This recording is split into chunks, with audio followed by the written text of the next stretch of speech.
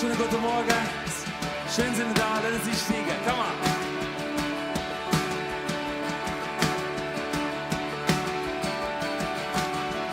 Wenn ich nichts anderes als Kampf sehe, kannst du den Sieg sehen.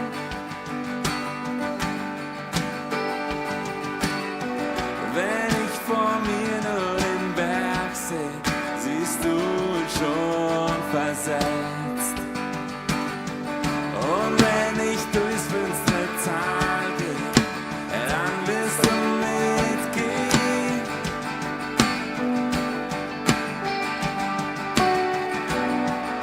Es gibt nichts zu fürchten, weil du mich nie verlässt. Und wenn ich kämpfe auf meinen Knien, ich heb die Hände zu dir. Mein Gott, der Sieg gehört dir allein. Und jede Angst leg ich vor dich hin, denn durch die Nacht sing ich dir. Mein Gott, der Sieg gehört dir allein.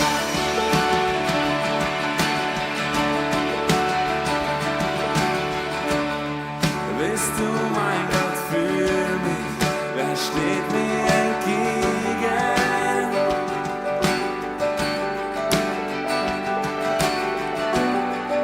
Es ist nicht unmöglich, wenn ich dich bei mir habe.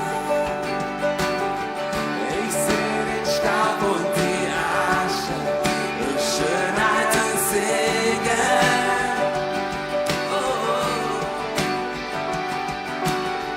Seh ich vor mir nur ein Kreuz, siehst du schon das leere Grab. Und wenn ich kämpfe auf meine Knie, ich heb die Hände zu dir. Mein Gott, der Sieg gehört dir allein. Und jede Angst leg ich vor dich hin, durch die Nacht sing ich dir. Mein Gott, der Sieg gehört dir allein. Wie eine Festung stellst du dich vor uns.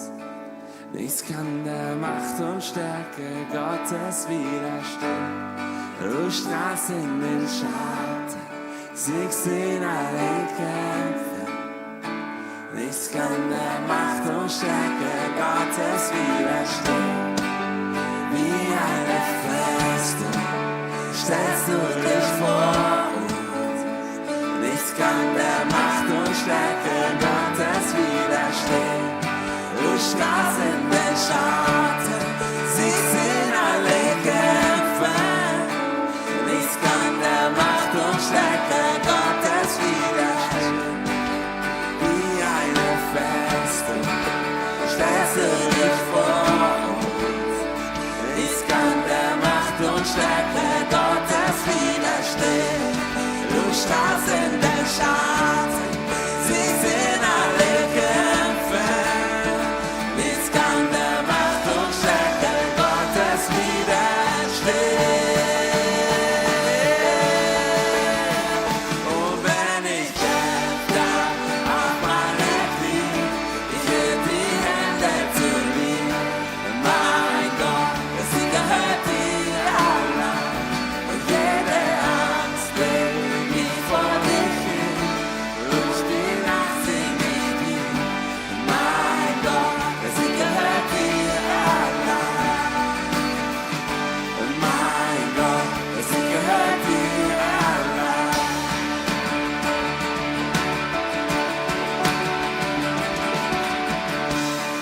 Halleluja.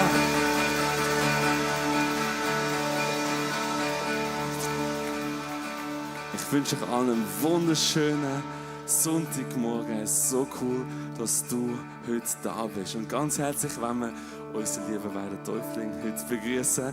Hey, es ist ein Tag der Freude.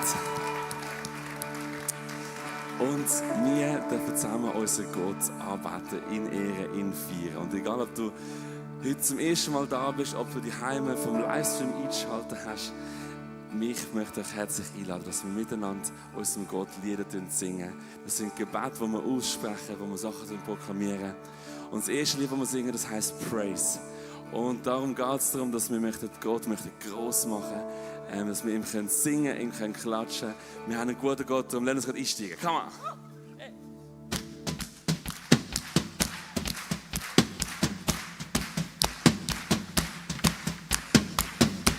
Let everything let us spread. Praise the Lord. Praise the Lord. Let everything let us spread. Praise the Lord. Praise the Lord. Praise the Lord. I praise in the valley. I praise on the mountain. I praise when I'm sure. I praise when I'm doubting. I praise when outnumbered, I praise when surrounded. 'Cause praise is the water, and my enemies drown. As long as I'm breathing, as long as I'm breathing, I've got a reason to praise the Lord. Oh, my soul.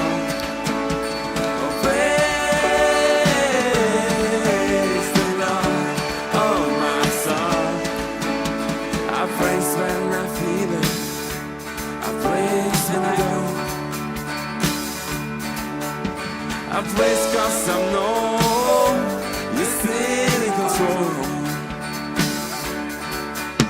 'Cause praise is a weapon, it's more than sound. My praise is the shout that brings Jericho down. As long as I'm breathing, I've got a reason to praise.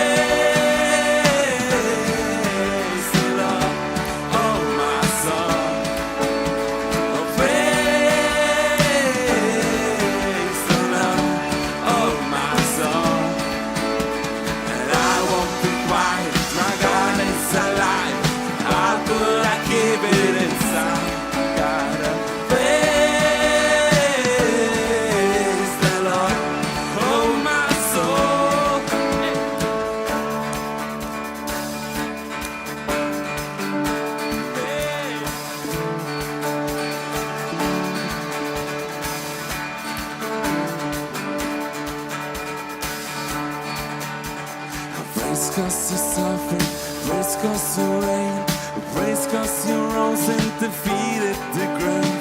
Praise 'cause you're faithful, praise 'cause you're true, praise 'cause there's nobody greater than you. I praise 'cause you're suffering, praise 'cause you reign, praise 'cause you rose and defeated the grave.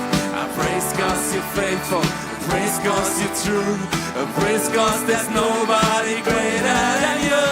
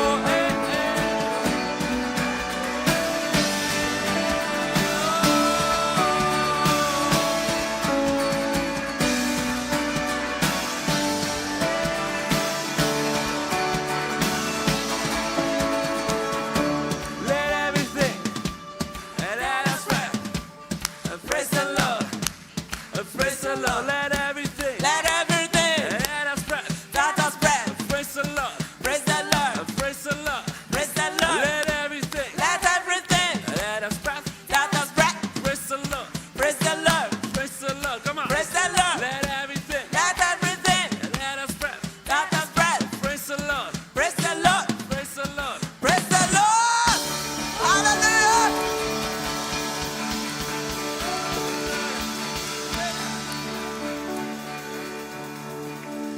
Ja, Vater, heute Morgen möchten wir dich gross machen, möchten wir dich anbeten. Wir danken dir, dass du da bist in deiner Gegenwart, dass du etwas vorbereitet hast für den heutigen Morgen. Und wir möchten dir zusingen, dass du ein genialer Gott bist, dass du ein Gott bist, der einen Plan für jedes einzelne Leben hat. Vater, wir loben und wir preisen dich. Halleluja, Jesus. Halleluja.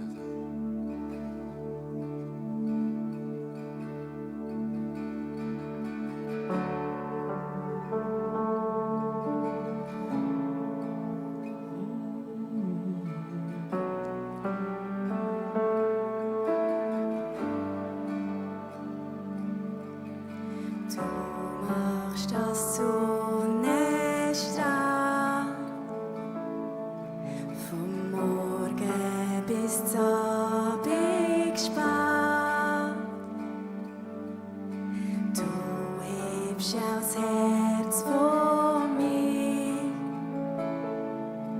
Mein Leben, es gehört ganz Wir dir. werden das zusammen singen. Genialer Gott, so mächtig, so heilig, so wunderbar. Genialer Gott, so selbstlos, so grenzenlos, so treu bist du, Herr. König und Majestät, du herrschst in Heiligkeit. Dich bietet dich, mein Gott. Ja, du bist mein Lebensbrot. Genialer Gott, so mächtig, so heilig, so wunderbar. Genialer Gott, so selbstlos, so grenzenlos, so treu bist du, Herr. Nichts ist vergleichbar mit dir, mein König. Nichts, Herr, ist süßer als dir, meine Liebe. Nichts ist vergleichbar mit dir, mein König. Nichts, Herr, ist süßer als dir, meine Liebe. Nichts ist vergleichbar mit dir, mein König.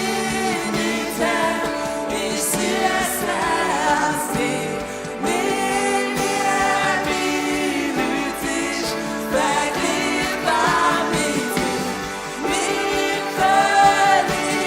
Nichts, Herr, ist süßer als dir, meine Liebe.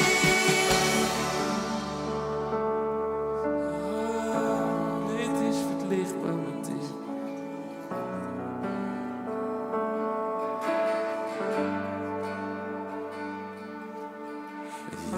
Jesus, der Sohn von Gott,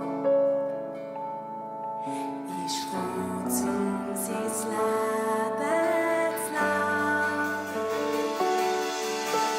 Doch hat du Am Kreuz verhindert nicht, dass aufersteht. Genialer Gott, so mächtig, mächtig, so heilig, heilig, so wunderbar. Genialer Gott, so selbstlos, so grenzenlos, so treu bist du, Herr. genialer Gott, So mächtig, so heilig, so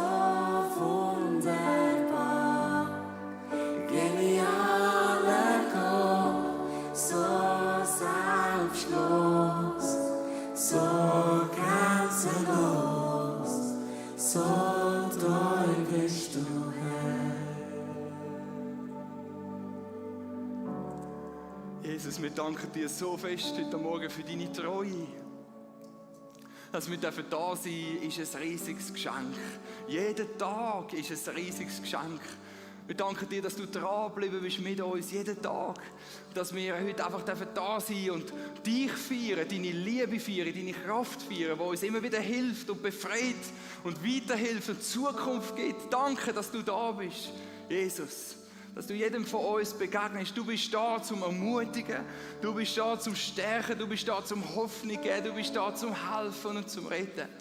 Und wir machen unser Herz weit auf für dich, Gott. Und wir bitten dich, Heiliger Geist, komm doch du und hilf uns zu verstehen, wie gut dass du bist und welchen Weg dass wir gehen sollen mit unserem Leben. Danke, dass du da bist an dem Morgen. Amen. Amen. Wollen wir doch, bevor wir absitzen, unserem Jesus noch einen riesigen Applaus geben und so willkommen heißen. Yes, du darfst absitzen. Danke viel mal der Band, die uns so geleitet haben im Worship. Vielleicht, wenn du das erste Mal da bist, wir haben einen Taufgottesdienst. 2 Täuflinge werden sich heute taufen lassen und sagen, hey, wir möchten Jesus nachfolgen, wir glauben, dass er unser Gott ist. Und bevor wir das tun, wollen wir ein bisschen hören, was ist denn das für ein Gott? Und wie ist er? Was hat er uns zu sagen? Vor vielen Jahren bin ich mit meiner Kleingruppe in einem Osterweekend gewesen, im Welschland, und wir haben geplant, dort raufzureisen, die Route angeschaut, Karten, und dann sind wir losgefahren und sind wir ins Welsche gekommen und haben aber nicht daran gedacht, dass unser Lagerhaus auf einer Höhe ist, wo es noch Schnee hat. Und dann ich glaube, eine Straße oder so gesperrt gewesen. Auf jeden Fall, wir haben uns verfahren. Alles hat nichts mehr genützt. Kein Handyempfang, verfahren und wir haben es probiert, aber keine Ahnung, wo wir sind. Und wie es so ist in diesen Situationen, ich weiß nicht, ob du das kennst, aber die Männer stürzen sich dann auf die Karte und jeder sagt, hey, ich weiss, wo du. Er gibt mir die Karte und der eine hebt sie so und der andere hebt sie so. Und wir haben das probiert und nichts hat genützt. Und zum guten Glück haben wir nicht nur Männer dabei gehabt in diesem Weekend, sondern auch noch ein paar Frauen. Und meine Frau hat dann gesagt, komm, ich laufe da die Straße durch ab und suche einen Einheimischen. Und so war es dann auch gewesen. Sie hat jemanden gefunden, der hat uns geholfen und wir sind dann doch noch angekommen. So ist das auch manchmal im Leben, oder? Wir können planen, aber planen heisst noch nicht, dass wir den Erfolg haben, dass wir ans Ziel kommen. Und manchmal denkt es mich, unser Leben ist auch wie so eine grosse Reise, wo wir Pläne haben, wo wir sagen, hey, das und dieses will ich machen. Und trotzdem kommen wir manchmal in Situationen rein, wo wir sagen, hey, ich habe die Orientierung verloren. Ich fühle mich wie verloren. Und um das geht es in unserem Text heute Morgen im Jakobus 4 ab Vers 13, wo wir werden lesen. Und wir starten heute eine neue Predigtserie, die heißt Glaube praktisch. Das bedeutet, Glaube ist nicht nur etwas, ich habe das in meinem Herz und ich komme irgendwann in den Himmel, sondern Glaube ist, wenn der echt ist, dein Glaube, mein Glaube, dann wird er sich immer zeigen in unserem Leben, an unseren Taten. Das ist ein praktischer Glaube. Und ich muss euch vorwarnen, der Jakobus hat 5 Kapitel und es fängt so ein bisschen säuferlich an und es wird dann immer ein bisschen herausfordernder. Und ich habe das Kapitel 4 und 5 bekommen, das heisst ganz am Schluss. Das heisst, es wird ein Heavy-Text, also gut anschnallen. Und wir lesen Jakobus 4, heisst es 13 bis 15. Passt auf, wenn ihr behauptet, heute oder morgen werden wir in eine bestimmte Stadt gehen und ein Jahr dort bleiben. Wir werden dort Geschäfte machen und Gewinn erzielen. Woher wollt ihr wissen, was morgen sein wird? Euer Leben gleicht doch dem Nebel am Morgen, schon nach kurzer Zeit ist er wieder verschwunden. Stattdessen solltet ihr sagen, wenn der Herr es will, werden wir leben und dieses oder jenes tun. Nun aber seid ihr stolz auf eure eigenen Pläne. Doch solche Angeberei ist durch und durch schlecht. Denkt daran, wer das Gute kennt und es nicht tut, der macht sich schuldig.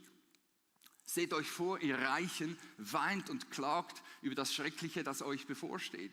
Euer Reichtum zerfällt, eure schönen Kleider werden von Motten zerfressen. Euer Gold und Silber ist wertlos geworden wie verrostetes Eisen. Und dieser Rost wird als Beweis gegen euch dienen und euch anklagen am Tag des Gerichts. Warum habt ihr euch nur darum gekümmert, Reichtümer zu sammeln in diesen Zeiten? Hört das Schreien der Erntearbeiter, die eure Felder bestellt haben und die ihr um euren Lohn betrogen habt. Gott, der Allmächtige, hat ihr Schreien gehört. Ihr habt eure Jahre auf der Erde im Luxus verbracht und euch jeden Wunsch erfüllt. Jetzt sind eure Herzen wohlgenährt und fett, bereit für den Schlachttag, den Tag des Gerichts. Ihr habt gerechte Menschen, die sich nicht gegen euch wehren konnten, verurteilt und getötet. Das sind heavy Worte. Im ersten Teil kommt man ein bisschen, wenn man den Text liest, den Eindruck über, dass Gott gegen das Planen ist. Oder das heisst im Vers 13, ist eigentlich so ein bisschen wie ein Businessplan, oder? Eine Absicht, eine Zeitdauer, wo du Geschäft machen willst, irgendein Geschäftsmodell und das Erfolgsziel. Das und das werde ich machen, mit meiner Firma oder mit meinem Geschäft oder mit meinem Leben. Ich kann dich beruhigen, die Bibel hat gar nichts gegen Planen. Im Gegenteil, wenn du das Buch der Sprüche liest, siehst du dort, der weise ist, der plant voraus. Das Problem, das der Jakobus da hat in dem Text, ist etwas anderes. Es ist die Einstellung, mit der wir planen. Im Vers 16 heißt: Nun aber seid ihr stolz auf eure eigenen Pläne. Oder in einer anderen Übersetzung heißt: Nun aber rühmt ihr euch voll Übermut. Und das sich rühmen, das ist eine bekannte Praxis in der Antike, in der Zeit, wo Jesus gelebt hat, auch im Alten Testament. Man rühmt sich, man setzt seine Zuversicht auf etwas, wo du denkst, hey, das treibt mich durchs Leben durch. Wenn du so Filme schaust, so alte Filme von Krieg, von Heer, Gladiator oder so, oder im Herr der Ringe hat es auch so eine Szene, da hast du so Heerführer und bevor der Kampf anfängt, haben sie so irgendwie so ein Rühmen, oder? Sie sagen, heute Abend werden wir alle eure Waffen einsammeln und wir werden euch eine Tafel speisen, oder irgendwie so. Oder noch brutaler, das sage ich jetzt nicht, so die mit den Köpfen und so. Aber das ist so bekannt gewesen, man rühmt sich. Man rühmt seine eigene Stärke, man rühmt seinen Mut oder seine Schlauheit. Und genau das haben die Kaufleute gemacht. Sie haben gesagt, hey, mein Businessplan, meine Strategie, meine Pläne, die werden aufgehen. Ich bin so gut, ich kenne alle Risiken, die in meinem Leben könnten auf mich zukommen. Ich durchschaue alles. Das war das Rühmen gewesen. Wieso? Weil du bist unsicher, du sprichst dir selber Mut zu. Was ist deine Zuversicht? Und die Bibel kennt das.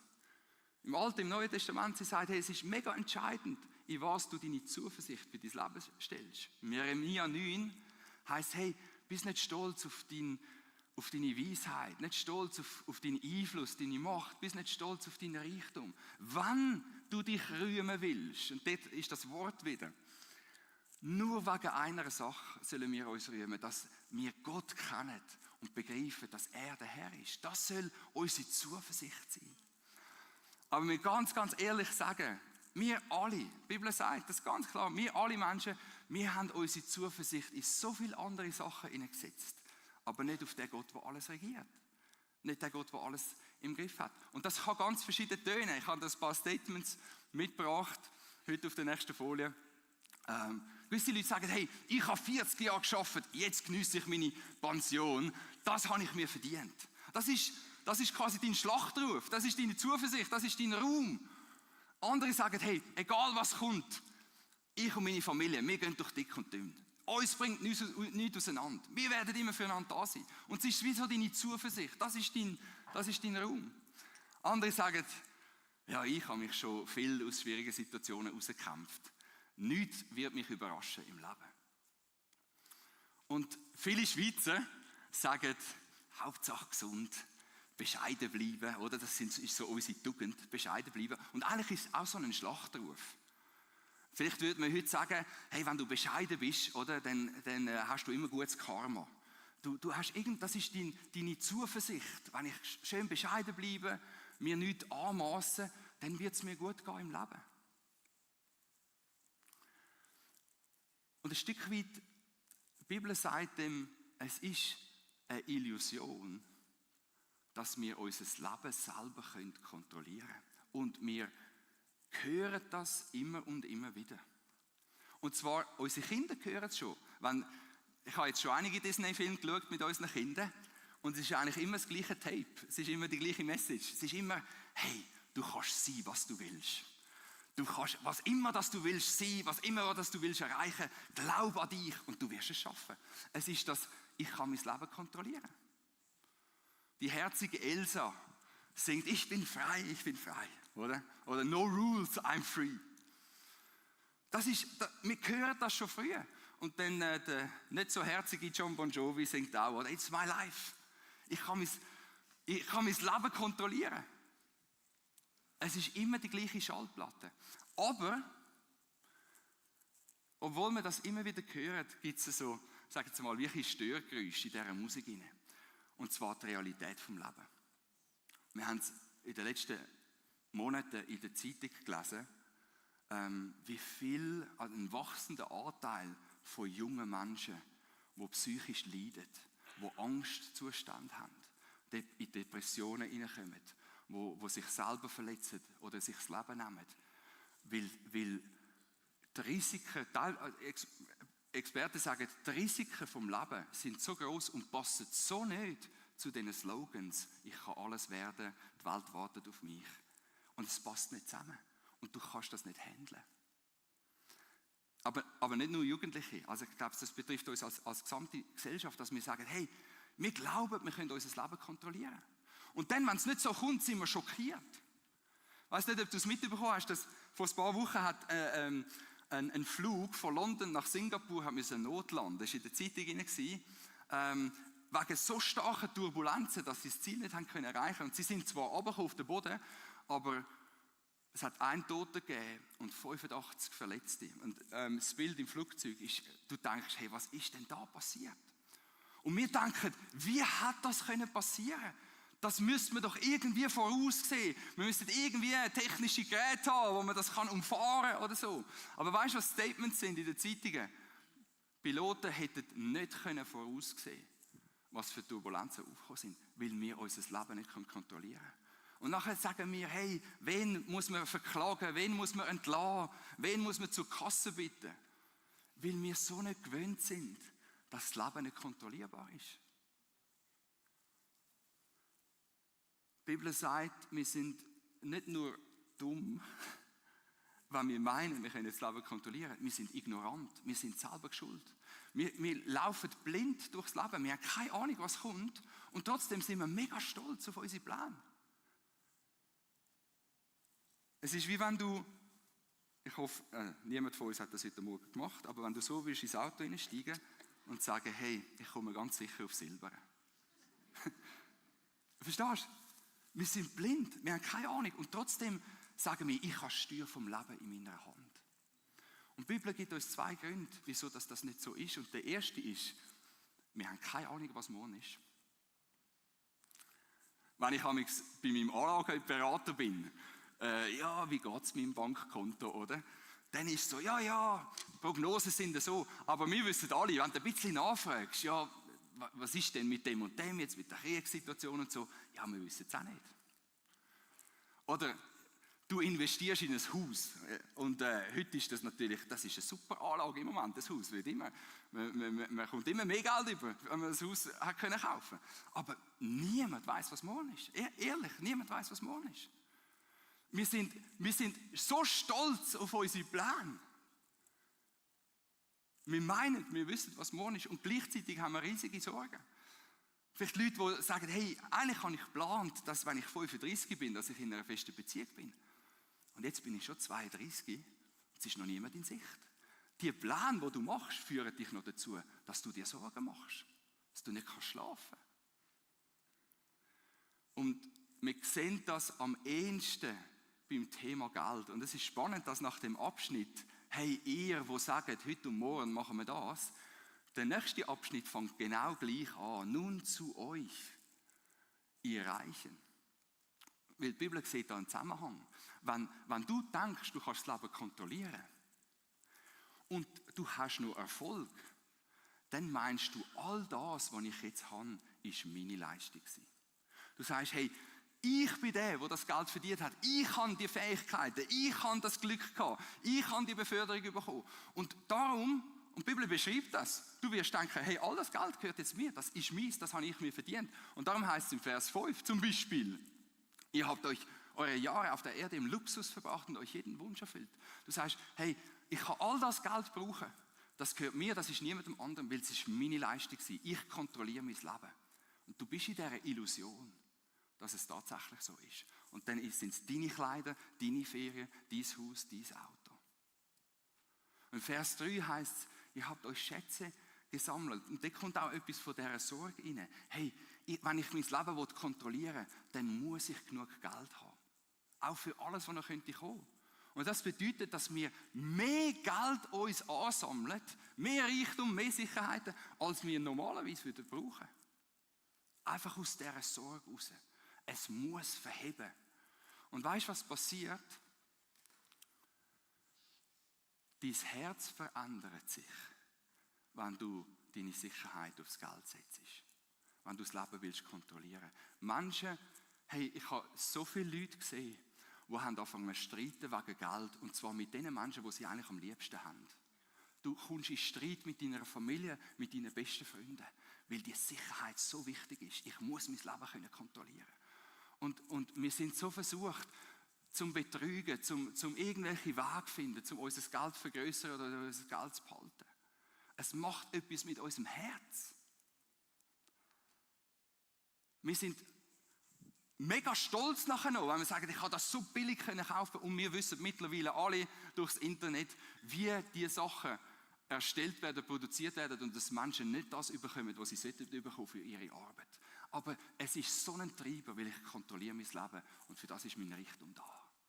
Und Gott sagt, schau, du prahlst mit dem, das ist dein Stolz, das ist deine Strategie und du schiebst mich auf die Seite, aber du hast dein Leben eigentlich nicht im Griff, es ist eine Illusion. Und dann das Zweite, was Gott sagt, ist, er warnt uns, weil er sagt, hey, dein Leben ist doch wie ein Nebel am Morgen. Bist du auch schon mal an einem kalten Tag rausgegangen und dann hast du gehaucht und dann ist es so ein bisschen ein Hauch und dann ist er wieder weg. Und die Bibel sagt, so schnell geht dein Leben vorbei. Warum denken wir, dass wir unser Leben kontrollieren können? Wir wissen, wie zerbrechlich das unser Leben ist. Schau, du und ich, wir werden krank. Und sobald wir krank sind, und es muss nichts Grosses sein, bei den Männern, ein bisschen Fieber, und du sagst, ich bin schachmatt. Du wirst pessimistisch. Du denkst, hey, wie kann ich das noch stemmen? Und sobald wir wieder gesund sind, gehen wir wieder zurück zu unseren Plänen. Ich schaffe alles. Das packe ich. Es ist so, frage mal ältere Leute, wie schnell das Leben vorbeigeht. Sie werden es dir sagen, das Leben ist wie ein Hauch. Und natürlich, wir sagen dann, hey, ich habe einen Hometrainer daheim, ich esse gesund. Da gibt es noch Make-up und Haartöne. Aber das Leben ist, dein Leben, mein Leben, es ist ein Hauch in unserer Galaxie. Es ist ein Hauch. Wieso meinen wir, dass wir unser Leben kontrollieren können? Aber die Bibel sagt, hey, es gibt noch etwas anderes. Sie sagt, hey, stattdessen solltet ihr sagen, wenn der Herr will, werden wir leben und das tun. Die Bibel sagt, hey, es gibt einen Gott, wir haben es schon gesungen, der dein Leben im Griff hat. Es gibt einen Gott, der schon weiß, was Zukunft ist, wenn du noch nicht weißt. Es gibt einen Gott, der dein Leben in der Hand hebt und dir kann nichts passieren, wenn Gott mit dir ist. Und er weiß, was kommt, auch wenn du nicht weißt, ob ich morgen noch lebe oder nicht. Gott weiß es. Gott hat es im Griff. Und es gibt eine Zuversicht in unser Leben hinein. Natürlich sagt die Bibel, wir sollen Gott fragen, was ist dein Wille? Wie soll ich die Entscheidungen treffen? Wo soll mein Leben durchgehen? Aber schau, die Message da innen ist, wenn der Herr es will, ist, auch wenn du gescheitert bist mit deinen Plänen, auch wenn du es versaut hast mit deinem Leben, auch wenn du die Orientierung verloren hast, du hast keine Ahnung mehr, wie es weitergeht. Wenn Gott will, ist er mit dir. Das heißt, es ist unabhängig von uns. Gott hat einen Plan für dich. Gott hat einen Plan für dich. Und das kann uns eine Zuversicht geben, zu sagen, hey, wenn Gott das will, dann werde ich leben. Und dann werde ich dort hingehen. Und dann kannst du planen. Aber es ist nicht mehr aus dieser Angst raus, sondern aus dieser Zuversicht raus. Und ich möchte ein Beispiel machen, noch, wo der Apostel Paulus auf dem Weg war nach Rom, da ist er in einen Sturm hineingekommen. Und der Sturm war so heftig auf dem Mittelmeer, dass alle gesagt haben, hey, wir werden vertrinken. Wir kommen nicht aus dem Sturm. Es ist so heftig. Und wo der Paulus irgendwo in seiner Kajüte war, hat Gott zu ihm geredet und hat ihm gesagt, hab keine Angst, Paulus. Denn du wirst auf jeden Fall vor dem Kaiser vor Gericht stehen und Gott in seiner Güte hat jedem sicheres Geleit zugesagt, der mit dir segelt. Gott hat ihm gesagt, ich kann Zukunft, ihr werdet alle aus dem Sturm rauskommen. Und jetzt ist die Reaktion von Paulus ist lustig, weil er sagt nicht, hey, ich könnte das Ruder loslassen, die Segel loslassen, wir müssen gar nichts mehr machen, Gott wird uns retten. Nein, er sagt, ich weiß, dass Gott mit uns ist. Ich habe gehört, dass Gott uns wird retten. Das ist sein Wille für unser Leben. Und dann sagt er, wenn die Seeleute nicht an Bord bleiben, könnt ihr nicht gerettet werden. Es ist nicht, wir lehnen zurück, ich kann eh nichts machen, sondern weil du weißt, dass Gott mit dir ist, kannst du jetzt zuversichtlich fragen, Gott, was willst du? Packt an, esset etwas, denn es hilft euch zum Überleben. Es ist nicht, Gott hat alles im Griff, ja, dann muss ich nichts mehr machen, sondern weil Gott einen Plan hat für dein Leben, kannst du zuversichtlich sein, okay, lass mich Gott fragen, was möchte er von mir? Das geht Hand in Hand. Und ich weiss, vielleicht bist du da und du sagst, ja, wie kann ich denn vertrauen, dass Gott gute Pläne hat? Ich habe es anders gesehen bis jetzt in meinem Leben. Wie kann ich wissen, dass Gott sein Wille für mein Leben gut ist? Und ich möchte es dir in einem Wort sagen. Jesus. Jesus. Gott hat Jesus auf die Erde geschickt und Jesus hat eigentlich, ich sage es mal so, er hat alles rückgängig gemacht, wo wir mit unserem Stolz, mit unserem Prahlen, mit unserem Ego-Trip, was wir angerichtet haben. Jesus hat alles rückgängig gemacht. Dort, wo wir Schätze gesammelt haben, hat Jesus das, was er hatte, teilt mit anderen Menschen. Dort, wo wir gesagt haben, ey, ich will reich werden, ich will Sicherheit haben, ist Jesus arm auf die Welt gekommen. Er hat den Reichtum vom Himmel verlassen, um mit uns zu sein. Er ist arm geworden. Dort, wo wir gesagt haben, hey, ich habe Plan, ich weiß, wie die Zukunft ist. Ich bestimme mein Leben, hat Jesus immer die Demut gehabt, um zu sagen, hey, ich weiß nicht, was ich machen muss. Ich frage immer wieder meinen Vater. Und dort, wo wir gesagt haben, ich kenne meine Zukunft, hat Jesus nur eins gewusst. Mit 33 stirbt er am Kreuz. Jesus hat quasi die ganze Kontrolle über sein Leben abgegeben, damit du und ich, dass wir wieder Zuversicht haben für unser Leben. Jesus hat am Kreuz, als er gestorben ist, an dem Kreuz, hat er sein Leben ausgehaucht. Der Nebel am Morgen, der kurze Hauch, damit du und ich, dass wir mit Gott wieder in einer Beziehung sein und ein ewiges Leben haben, weil Gott ewig ist. Jesus hat das rückgängig gemacht, was wir verbockt haben. Damit du Zuversicht haben kannst. Es heisst in Vers 17, wenn jemand weiss, was das Gute ist und es nicht tut, dann wird er schuldig. Und das ist unsere Situation. Wir haben gesagt, ich habe meine eigenen Pläne, Gott, du hast mir nichts zu sagen. Und wir haben viele Gelegenheiten verpasst, um das Gute zu tun, was Gott möchte. Wir haben gesagt, hey, ich bin gerade mit meinem Leben beschäftigt. Wir sind alle schuldig vor Gott. Und Jesus ist der Einzige gewesen, der das Gute gekannt hat und es auch da hat. Er ist unschuldig gestorben. Er hat nichts verbockt. Aber er hat gesagt, ich sterbe nicht für meine eigene Schuld, sondern für die Schuld von Manu, für die Schuld von Markus, für die Schuld von jedem von uns. Er stirbt am Kreuz, damit du und ich wieder Leben haben können. Er stirbt, gibt sein Leben auf, dass Gott dir ein neues Leben schenken kann. Dass du versöhnt werden mit ihm. Dass du sag's mal so, dass du einen neuen Schlachtruf kannst haben. Du kannst sagen, hey, ich rühme mich jetzt nicht mehr wegen meinen Plänen. Ich bin zuversichtlich, weil Gott an meiner Seite ist, weil Gott mein Leben im Griff hat. Und es geht heute Morgen um nichts anderes, als du das Steuerrad von deinem Leben sagst, Gott, ich weiß, dass du es besser kannst. Ich gebe dir das Steuerrad von meinem Leben. Und schau, das ist genau das, was die Täuflinge heute sagen, heute Morgen. Sie haben Gott erlebt. Sie haben Gott erlebt in seiner Liebe, in seiner Fürsorge. Und sie sagen, hey, mit der Taufe zeige ich etwas von dem. Ich gebe dir das Steuerrad von meinem Leben. Ich habe einen neuen Schlachtruf. Ich habe eine neue Zuversicht. Gott ist für mich. Gott hat mein Leben im Griff. Was bedeutet das ganz praktisch für unser Leben? Und ich möchte noch 4 Gedanken mitgeben zum Schluss. Erstens, dass wir an den Punkt kommen, vielleicht heute Morgen, wo du sagst, Gott, ich brauche dich.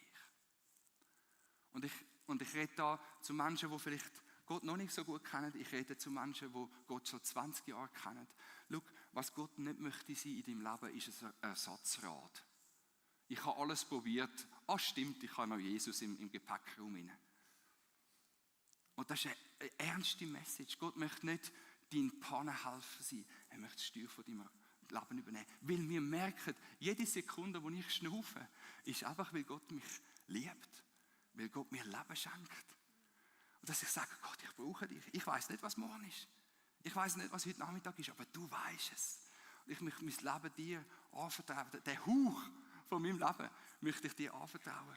Und das stimmt mich auch zuversichtlich für junge Leute, die hin und her gerissen sind zwischen dieser Message von, hey, ich kann alles aus mir machen, und der Realitäten vom Leben, die so unsicher sind und so viel Angst in unser Leben hineinkommen.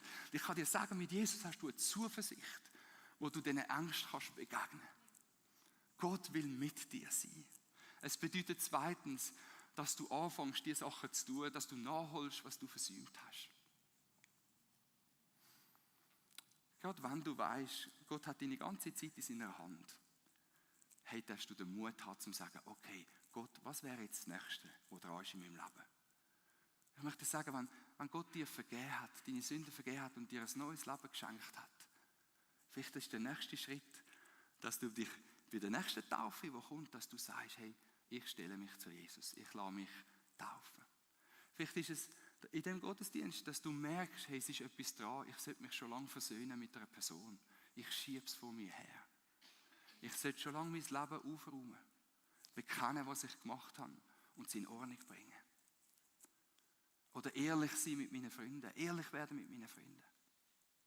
Als ich die Predigt vorbereitet habe, ist mir so in den Sinn gekommen, dass ich unsere Vorsorgesituation als Familie noch nicht fertig geregelt habe. Und Gott, du sagst jetzt vielleicht, das ist etwas Banales, aber Gott hat zu mir geredet, hat gesagt, hey, schieb doch das nicht hinterher, wenn du weißt, etwas Gutes zu tun und du machst es nicht. Du lässt Schuld auf dich. Wieso?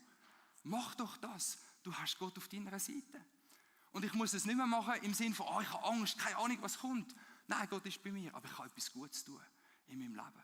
Ich möchte dich bitten, an dem Tag, wo wir so die Güte von Gott und seine Liebe vor Augen haben, schieb die Sachen nicht auf, die du jetzt kannst machen. Dann drittens, mach deine Pläne mit Gott. Gewöhn dir nicht an, zu sagen, hey, ich habe mich entschieden, Gott, aber bitte segne mich doch. Nein, dass wir sagen, du kannst in einem einfachen Gebet kannst du sagen, Gott, kannst du mir helfen? Wie soll ich die Entscheidung treffen? Was ist weise?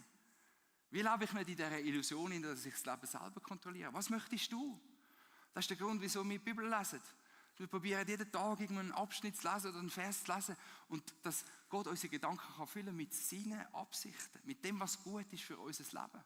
Auch der Grund, wieso dass wir Kleingruppen haben und sagen, hey, ich habe eine Situation, ich habe keine Ahnung, was ich machen soll. Aber ich frage doch die Leute, die auch mit Jesus unterwegs sind, was haben sie für Erfahrungen gemacht? Was wissen sie über Gottes Plan für mein Leben? Dass wir austauschen miteinander. Mach deine Pläne mit Gott. Und zuletzt, vertrau, und ich glaube, das ist so für uns Schweizer ein wichtiges Thema, vertrau Gott auch im Umgang mit Geld. Wir haben es gesehen, wenn wir meinen, alles ist mein Verdienst, dann werden wir ganz, ganz selbstzentriert mit unserem Geld umgehen. Und auf der anderen Seite, wenn wir wissen, jeden Tag, den ich kann, ist ein Geschenk von Gott. Dass ich gesund aufstehe, dass ich arbeiten kann, dass ich einen Job habe, all das sind Geschenke von Gott. Er hat das gewusst und er hat es mir geschenkt. Dann gehst du anders mit dem Geld um. Und ich weiss, wir haben nicht grosse Zeit, aber vielleicht ganz kurz 3 Sachen. Mach dir ein Budget, damit du weißt, wo dein Geld hingeht und dass du dir kannst überlegen, lebe ich im Luxus? Oder lebe ich so, dass es langt, aber dass ich auch eine Möglichkeit habe, zum Sachen weiterzugeben? Weil du ein Verwalter möchtest sein von dem, was du bekommen hast von Gott. fang an, jedes Jahr ein bisschen mehr von dem, was du hast, wegzugeben an Menschen, die es brauchen, an Hilfswerk, an eine Kirche, überall dort, wo Gott am Wirken ist in seiner Liebe. Vielleicht hast du bis jetzt 1% von deinem Geld hast gesagt, hey, das ist nicht für mich, das ist für andere Menschen. Mach es dir zum Ziel, dass es nächstes Jahr 2 sein können. Vielleicht hast du bis jetzt 20% weggegeben, mach es dir zum Ziel, dass es nächstes Jahr 21 ist. Weil du sagst, ich will nicht dort landen, wo ich meine, ich kann mein Leben kontrollieren, weil ich so eine grosse Zuversicht habe, dass Gott mein Leben leitet. Und freu dich, zum faire Preise zu zahlen, überall, wo es von dir gefordert wird. Weil du sagst, hey, ich bin nicht mehr gefangen in dem Luxus, ich bin nicht mehr gefangen in der Sorge. Ich freue mich, wenn ich den Leuten das geben kann, was sie verdienen. Schließen mit dieser Story, die Jesus selber erzählt hat, von einem reichen Bauer. Der hat so viel Ernte gehabt, dass er seine Scheuren, die er hatte, nicht füllen konnte. Seine Vorratshäuser sind zu klein für das, was er verdient hat. Von dem, was er erarbeitet hat. Und er hat gesagt, hey, ich reisse alles ab und baue grössere Scheunen, wo ich mehr reinbringe. Und dann würde ich mir sagen, du hast es geschafft.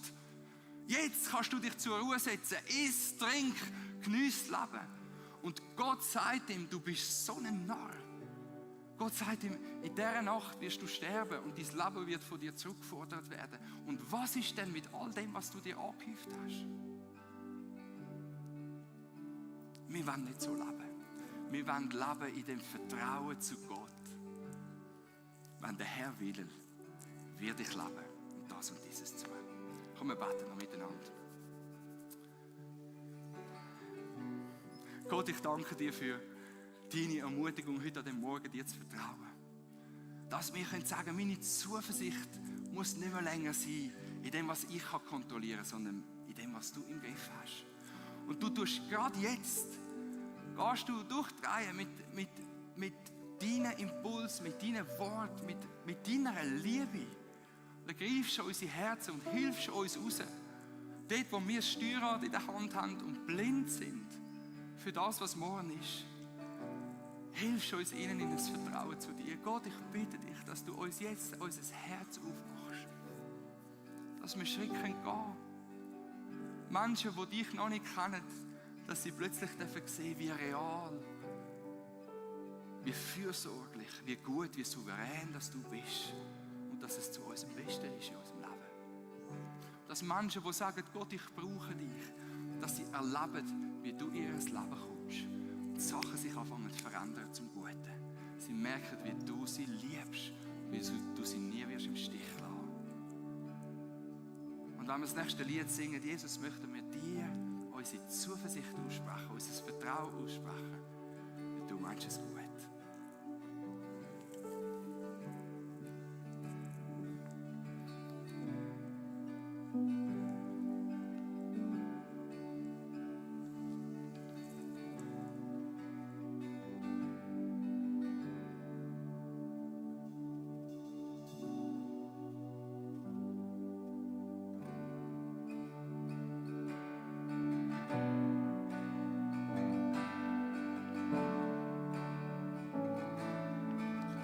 Da ist mein Herz, es gehört nur dir.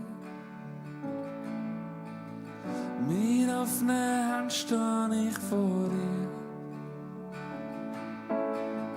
Lass alles los, du hilfst in meiner Not. Und schau auf dich allein, mein Gott. In dir stehe ich auf festem Grund. Du bist und bleibst mein Zufluchtsort.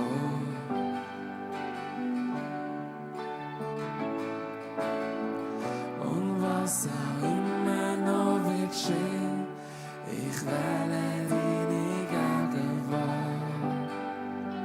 Deine Liebe bleibt bestehen.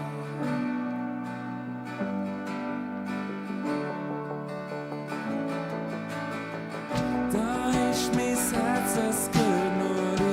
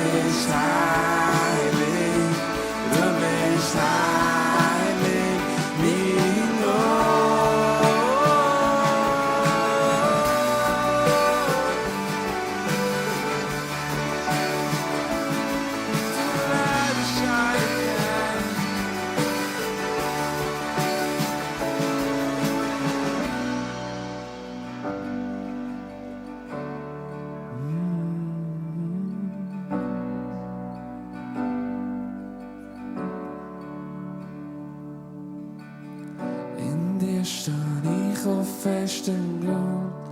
Du bist und bleibst mein Zufluchtsort.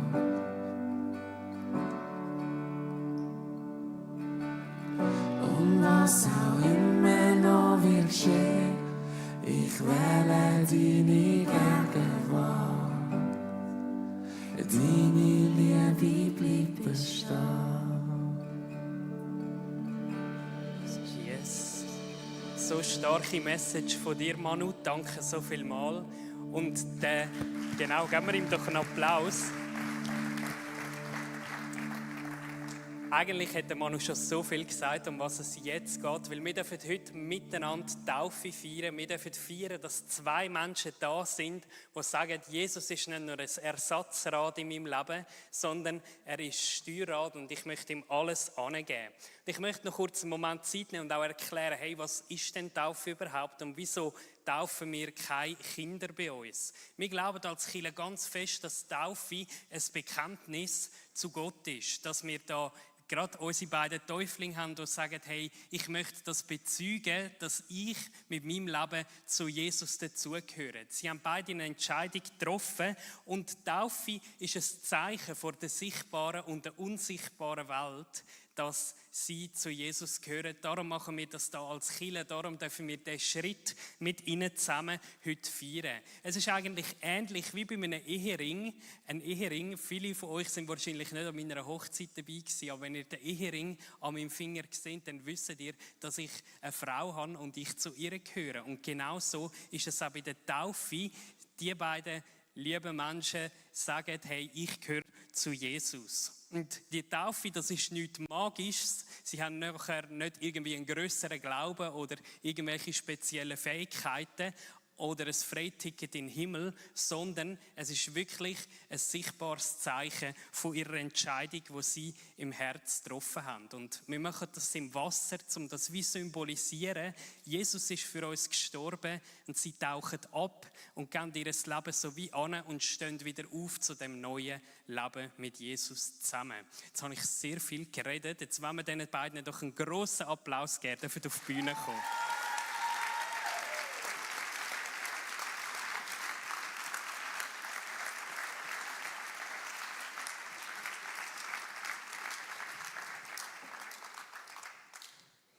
Genau, ihr dürft doch ein bisschen ins Licht kommen. Das sind Kyla und der Ari. Sie sind Teil vom Unlocked, von unserer Jugendarbeit, die wir hier in der Kirche haben.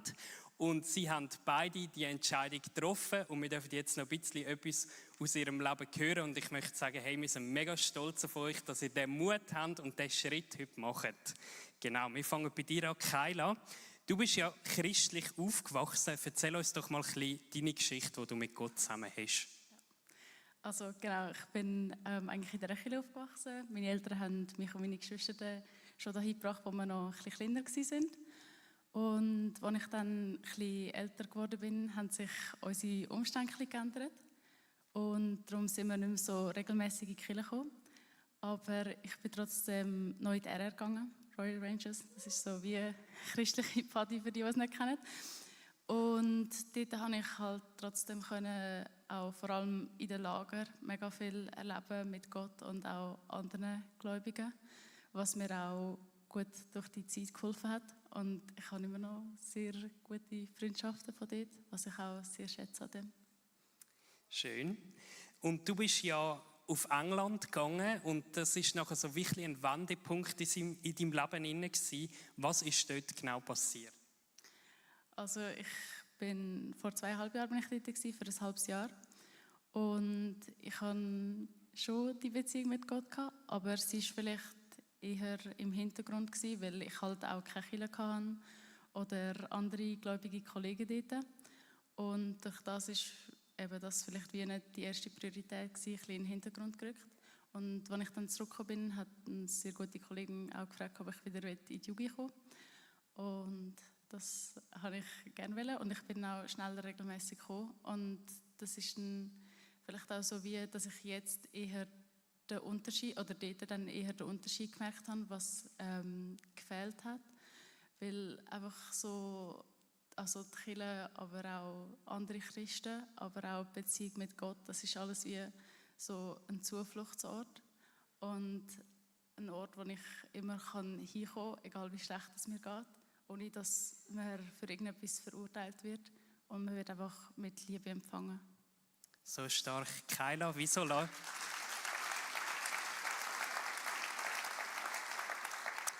Mega starkes Statement, Kyla. Wieso lässt du dich heute taufen?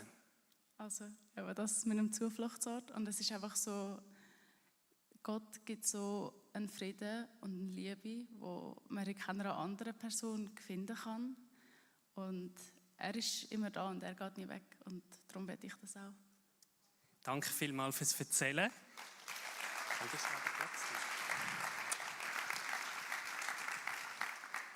Ari, du bist auch christlich aufgewachsen. Du hast mir aber erzählt, dass du dich ein Zeitchen lang als Papierli-Christ bezeichnet hättest. Kannst du uns erklären, was du damit meinst? Ja, also einfach mega oberflächlich. Also unter Christen habe ich gesagt, hey, ich bin Christ, oder? Und unter Nicht-Christen habe ich eigentlich nichts mit dem Glauben zu tun haben. Und das ist so ein bisschen wir als Familie sind eigentlich nie wirklich in eine Kirche aktiv gegangen. Wir haben nur so Bibel gelesen, halt der Familie gebetet und alles mit dem Glauben und so weiter und so fort. Und dann in den Teenie-Jahren hat mein Vater gefunden, ja, er braucht jetzt eine neue Partnerin. Und ihre Scheidungsschlammschlacht, sage ich jetzt mal, hat dann das Bibellesen, das meistens doch ein bisschen von meiner Mutter initialisiert worden ist, schwer darunter gelitten. Gleichzeitig hatte ich keine gläubige Freunde gehabt, also nicht wirklich viel Rückhalt im Glauben. Und dann, in den paar Jahre später war es dann so ein bisschen so gewesen, ja, du ein bisschen gamen oder mit Kollegen rausgehen hängen oder was weiß ich noch, es war viel, viel höher auf der Prioritätsliste gewesen, als alles, was ich mit dem Glauben zu tun hatte. Und dann mit 21 hatte ich kurz so ein bisschen wieder ein Aufbrennen gehabt. Dort hat meine Mutter Krebs diagnostiziert bekommen. Der Arzt hat gesagt, ja, maximal 3 Monate. Das ist dann fast ein Jahr daraus geworden. In dieser Zeit habe ich wieder viel Bibel gelesen, gebetet. Am Schluss ist sie aber dann gleich gestorben. Und dann habe ich so ein bisschen gedacht, ja, Gott hat es nicht interessiert.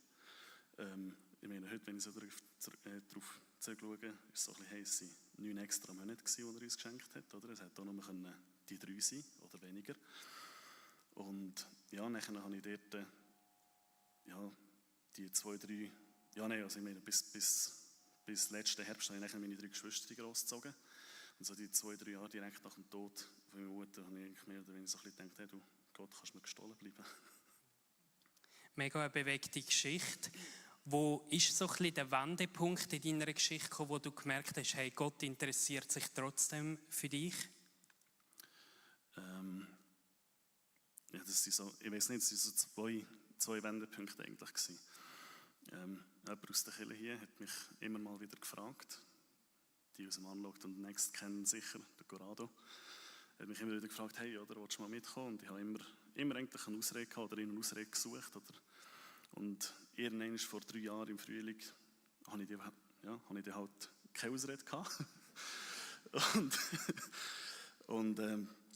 Nachher bin ich mitgekommen und ich weiss nicht, als ich hier raufgekommen bin, es hat sich wie ein Heimkommen angefühlt. Und nicht irgendwie wie ein Heimkommen, wenn man aus der Ferien am Strand in Italien heimkommt, sondern so ein Heimkommen nach einem richtigen schlechten Arbeitstag, wo man nachher richtig Wärme ums Herz hat. Und nachher hat dort Joel Meyer vom Buch Eck ist Besuch gesehen, der Predigt gehalten. Ich weiss nicht mehr, was er erzählt hat, aber das war so wie ein Rambock gewesen, die Mauer, die ich zwischen mir und Gott aufgebaut habe. Ich habe mich nachher an diesem Abend noch angemeldet für das Summercamp. Und dort sind auch wieder viele Weichen gestellt worden, sage ich mal. Und nachher, der zweite Wendepunkt war so ein bisschen, die darauffolgenden Monate nach dem Summercamp habe ich habe zweifelt im Sinne von, hey, hat Gott mir wirklich vergeben? Oder ich brauche so ein bisschen wie einen Beweis oder so. Und nachher, am Sonntag, habe ich den Morgen GD verpasst und habe dann gefunden, ja du, oder, dann gehst du jetzt ja in 5 GD. Dann bin ich davor im Foyer ein bisschen, gefühlt verloren rumgestanden, weil ich niemanden kennt habe von den Latinos. Und dann ist eine Person, die ich nachher nie mehr gesehen habe,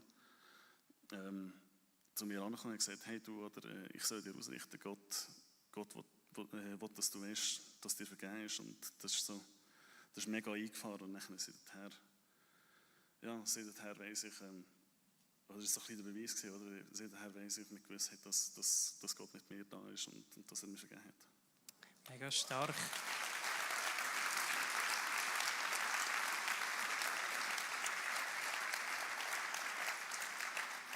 Ihr seht, wir haben da zwei sehr spannende Lebensgeschichten und ich habe in der Vorbereitung von dieser Taufe auf Gott gehört, ganz spezifisch für euch, und habe ihn gefragt, was ich euch für einen Bibelvers mitgeben darf für eure Taufe. Ich fange gerade bei dir an, Ari. Dein Bibelvers, der steht in 1. Chronik 16,10. Dort steht: Rühmt euch seines heiligen Namens, es freue sich das Herz derer, die den Herrn suchen. Das passt auch wieder perfekt zu dieser Predigt von heute Morgen. Und ich möchte dir wirklich zusprechen, hey, du hast den Herr wieder angefangen zu suchen, du hast dich auf das eingeladen, du hast ihn gefunden und die Freude von Gott, die darf wirklich in deinem Herzen sein. Wenn immer du ihn suchst, er ist dein Zufluchtsort, du darfst zu ihm kommen und er jubelt, wenn er an dich denkt. Und Kyla, für dich habe ich auch einen Bibelvers, jetzt muss ich das richtige Kärtchen haben. Der steht im 1. Korinther 15,10. Dort steht: Doch was immer ich jetzt bin, das bin ich durch die Gnade Gottes und seine Gnade blieb in mir nicht ohne Wirkung. Wir kennen uns jetzt auch schon einen gewissen Abschnitt und ich finde es mega schön zu sehen in deinem Leben, wie du dich verändern lässt von Gott, wie dass du deinen Weg mit Jesus zusammen gehst und wie dass seine Gnade wirklich sichtbar ist für uns, aber auch sicher für dein Umfeld. Du bist wirklich so jemand, der zeigt, hey, du gehst deinen Weg mit Jesus und Jesus wird dich weiterhin verändern. Das ist nicht das Ende, sondern das ist der erste Anfang von noch viel mehr, was noch kommen wird. Genau. Ich sehe auf dem T-Shirt von diesen beiden steht: Ich habe mich entschieden. Wir haben das Taufversprechen hier in der Kirche und Kyla wird das stellvertretend für euch zwei jetzt vorlesen und ihr habt es eingeblendet auf der Folie. Ich glaube an den Herrn Jesus Christus, als Gottes Sohn und alleinigen Erretter. Durch seinen Tod am Kreuz hat er mich von der Macht der Sünde und des Todes befreit und mir ewiges Leben geschenkt. Durch Umkehr und Glauben habe ich Vergebung der Sünden empfangen und die Gewissheit erhalten, dass ich ein Kind Gottes bin. Durch die Taufe begrabe ich heute meinen alten Menschen vor Gott und den anwesenden Zeugen. Weil Jesus Christus für mich gestorben und auferstanden ist, will ich nun aus Dankbarkeit zu ihm ein neues Leben führen. Dabei vertraue ich dem Heiligen Geist, der diesen neuen Menschen täglich in mir stärkt und aufbaut. Es ist meine feste Absicht, mich Gottes Willen und der Herrschaft von Jesus zu unterordnen und mich seinem Königreich zur Verfügung zu stellen. Yes.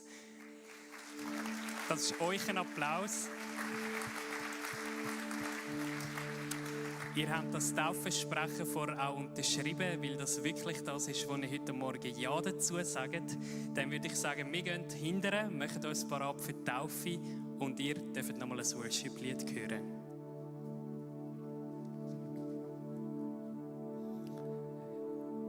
Yes, wir lassen uns nochmal zusammen aufstehen und zusammen singen. Du warst das Wort direkt am Anfang, eins mit Gott im höchsten Herrn. Die Pracht verborgen in der Schöpfung und durch Christus nun zu sehen. Oh, wie schön dieser Name ist, oh, wie schön dieser Name ist, der Name Jesus Christus, Herr. Oh, wie schön dieser Name ist, der unvergleichbar ist. Oh, wie schön dieser Name ist, der Name Jesus.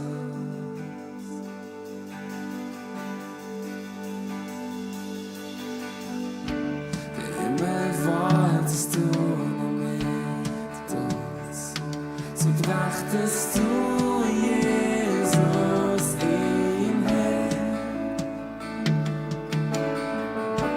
Die Schuld war groß, die Liebe größer. Nichts trennt uns herrlich der Name ist. Oh, wie herrlich der Name ist. Der Name Jesus Christus. Oh, wie herrlich der Name ist. Der unvergleichbar ist. Oh, wie herrlich der Name ist. Der Name Jesus. Oh, wie herrlich der Name ist. Der Name Jesus.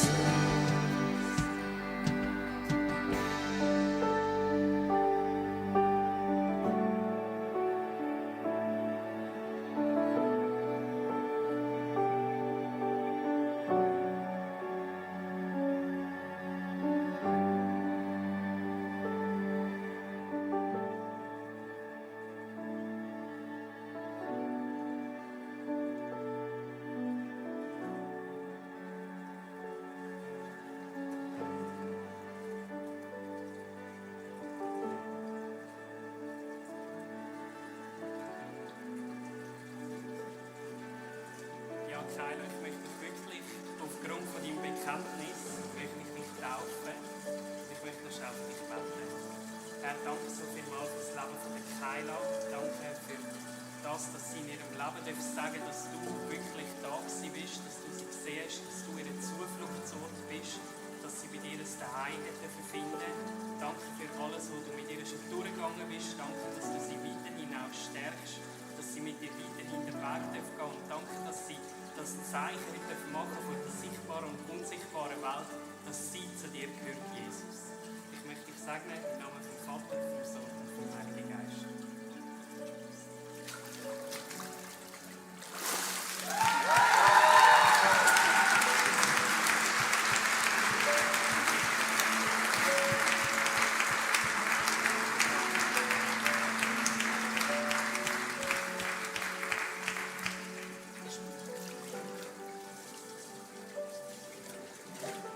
Ari, auch ich möchte dich aufgrund von deinem Bekenntnis segnen.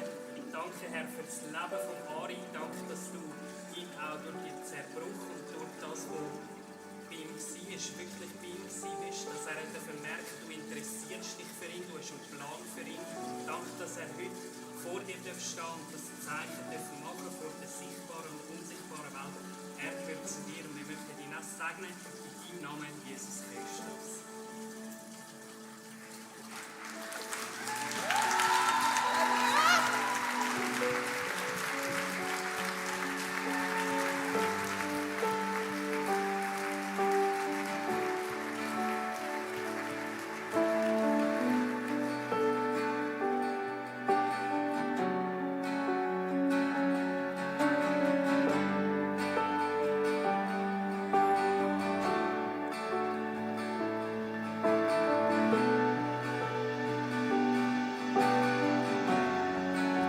Der Tod hat verloren, zerrissen der Vorhang, Sünde und Gram schweigen vor dir. Die Himmel laut Rosen von Herrlichkeit loben, weil du nur am Verstanden bist. Du hast keine Gegner, keine vergleichbar. Denn Gott, du regierst für alle Zeit. Dein ist das Reich, Vater, dein ist die Ehre. Dein Name thront in Ewigkeit. Oh, wie kraftvoll der Name ist. Oh, wie kraftvoll der Name ist. Der Name Jesus.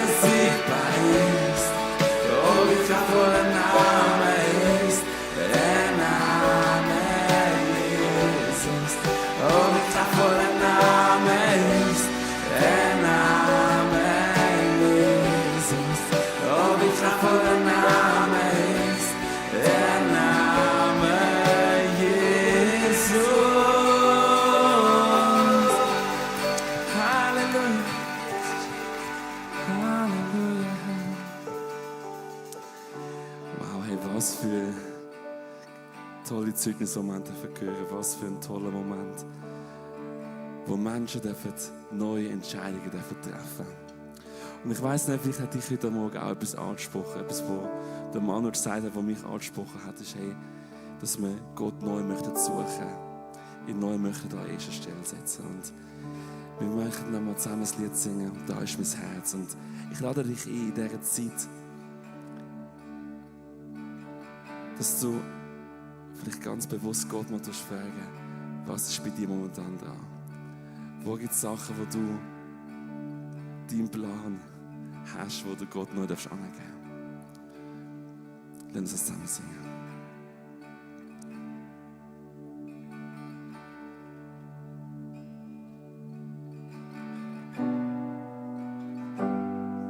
Vater, dir möchten wir singen. Da ist mein Herz, es gehört nur dir.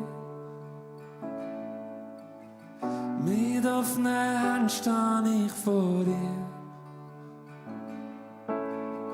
Lass alles los, du hilfst in meiner Not.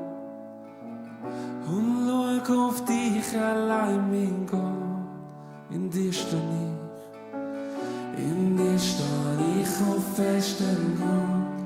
Du bist und bleibst mein Zufluchtsort.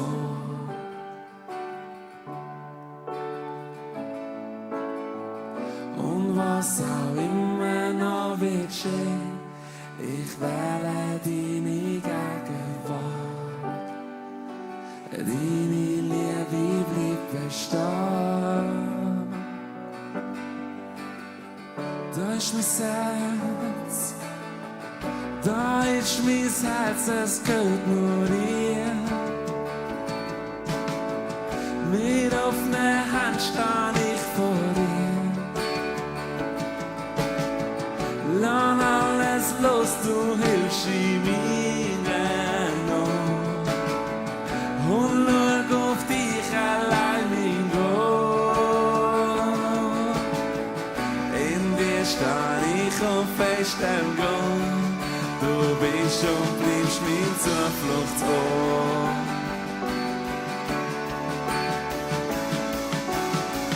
Und was auch immer noch wird geschehen, ich wähle deine Gegenwart. Deine Liebe bleibt bestehen.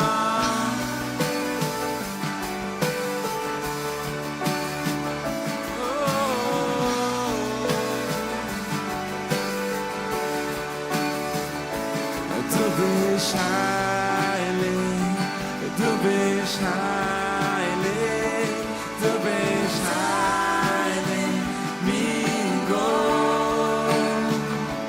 Du bist heilig, du bist heilig, du bist heilig, mein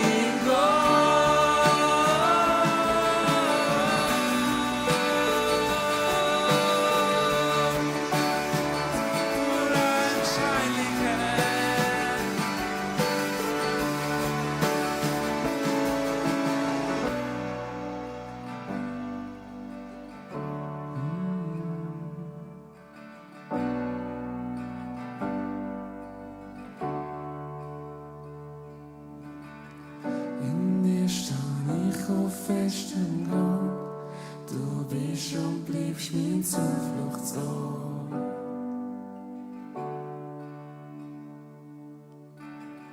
Und was auch immer noch wird geschehen, ich wähle deine Gegenwart.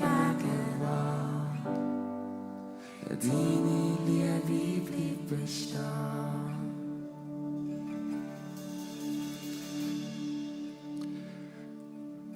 Der Manuel hat noch den Punkt gebracht. Im Umgang mit Geld, vertrau Gott. Vertrau Gott. Und mit diesem Statement, das ist so ein wichtiges Statement, möchte ich euch einladen. Das ist wirklich eine Einladung, Gott zu vertrauen mit eurem Geld. Und möchte euch auch einladen für eine Kollekte, die wir einziehen. Und jetzt könnte man das irgendwo auch sehen als einen Druck, oder? Irgendwie so, jetzt ist die Message gesehen, jetzt muss ich etwas geben, sonst ist Gott nicht zufrieden mit mir. Und das ist es nicht. sondern es geht darum, das Vertrauen auf Gott zu setzen und zu sagen, hey, alles hat er mir gegeben. Alles. Und aus dem aus dieser Dankbarkeit, aus dem Vertrauen heraus, kann ich weitergeben. Und mit dem möchte ich euch einladen für die Kollekte, eben nicht aus einem Druck heraus zu handeln, sondern aus einem Vertrauen heraus. Und dann darf es auch ein Opfer sein, darf es auch mal mehr sein, weil ich vertraue, dass Gott mich versorgen tut mit allem, was ich brauche. Und du kannst das, entweder kommen jetzt so Säckchen dort rein, da kannst du dein Bargeld einrühren, oder den QR-Code vor deiner Stuhllehne kannst du brauchen für ein Gebetsanliegen oder eben für Kollekte. Und ich möchte dir einfach von Herzen Danke sagen für all das, was ihr gebt, im Vertrauen auf Gott, dass er euch gut und groß wird versorgen.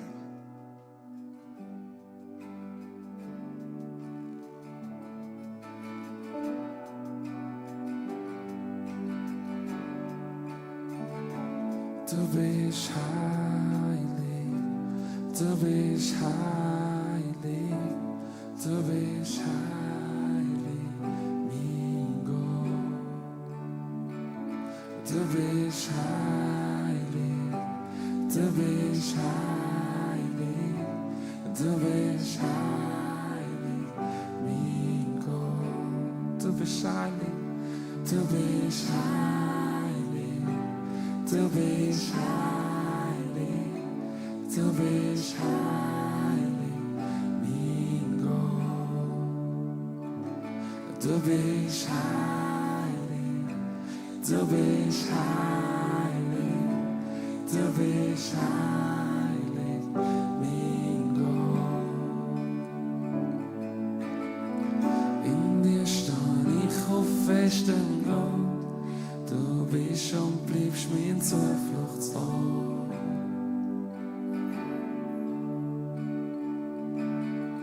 Und was auch immer noch wird geschehen, ich wähle deine Gegenwart. Deine Liebe bleibt bestehen. Deine Liebe bleibt bestehen. Deine Liebe bleibt bestehen. Deine Liebe bleibt bestehen. Deine Liebe bleibt bestehen.